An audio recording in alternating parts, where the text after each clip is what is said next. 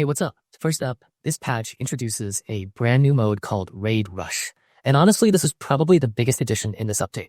Raid Rush is a 5v5 round-based combat mode where two teams take turns attacking and defending their bases. And the game has removed that traditional looting phase that could sometimes drag matches out.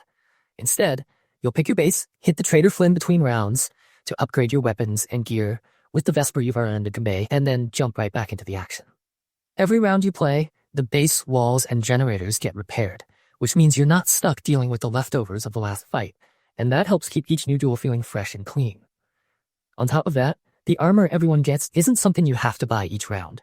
Everyone shares the same armor tier, and it naturally improves in rarity as the rounds go on, so you don't have to worry about someone sneaking in a huge advantage because they bought better gear earlier. The idea here is straight up faster, high-action combat. And with 3v3 raids disabled while Raid Rush is active, it feels like the developers really want you to be out there fighting and not stuck in menus or running around looting stuff. Ranked 3v3 and the standard 5v5 modes are still available, but the core focus of this patch is getting you into Raid Rush and feeling that round flow intensity. But Raid Rush isn't the only thing that's changed, because there are a bunch of quality of life improvements that the devs slipped in to make your life better as you play. One of the coolest changes here is something called the comeback kill bonus. If you've had a rough run and died 3 times in a row, the next kill you get will reward you extra Vesper. 2 extra Vesper for each death on top of the normal reward you already get for a kill, which is a pretty sweet way to help you claw your way back into the match if you're struggling a bit.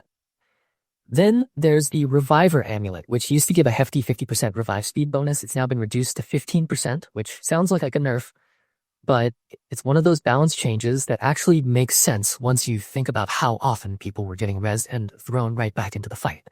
Also, on the Smuggler's Den map, defenders now have more respawns, which should make that base a little harder to steamroll if you're playing offense. Now let's talk about the weapon balance updates, because these tweaks may seem small on paper, but they can absolutely change how your loadouts feel in battle.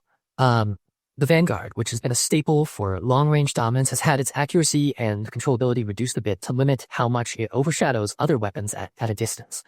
So if you were used to just sighting someone across the map and winning the exchange without much effort, that's going to feel different now. The Dynasty got a buff in its damage so that it now takes 1 fewer bullet to kill against blue, purple, and gold shields, giving it a better payoff for how hard it can be to control. The Corsair has had the delay before its recoil pattern resets shortened, meaning you can fire more quickly and get your shots down a bit more reliably without giving up too much accuracy. The Longhorn got a higher fire rate to make it more versatile at mid and close range, and its repeater variant specifically got a buff to hipfire accuracy, which makes it more impactful when things get hectic in those final fights. Finally, the Viper had its controllability reduced when using the 2S optic, which is meant to balance out its long-range strength so it doesn't feel like the go-to choice for every engagement. And as always with these bigger patches, there are a few bug fixes and stability improvements tucked in there too, like fixing geometry, where players could walk through walls on certain maps, and correcting issues with base select timing so you're not rushed into matches in a way that feels unfair. Those might not be as dramatic as a new mode, but they really help smooth out the overall experience and help the game feel a bit more polished as you jump from match to match. All in all, this update is one that's clearly designed to make Highguard feel more engaging and action-oriented right from the drop. By introducing Raid Rush and tweaking almost every aspect of gear, combat, and core loop, the developers are showing that they're still committed to evolving the game based on how people are actually playing it. Whether you're into trying out a brand new way to push objectives, reshaping your weapon loadouts, or just seeing how these new quality of life changes feel in real play, there's a lot to unpack and enjoy here.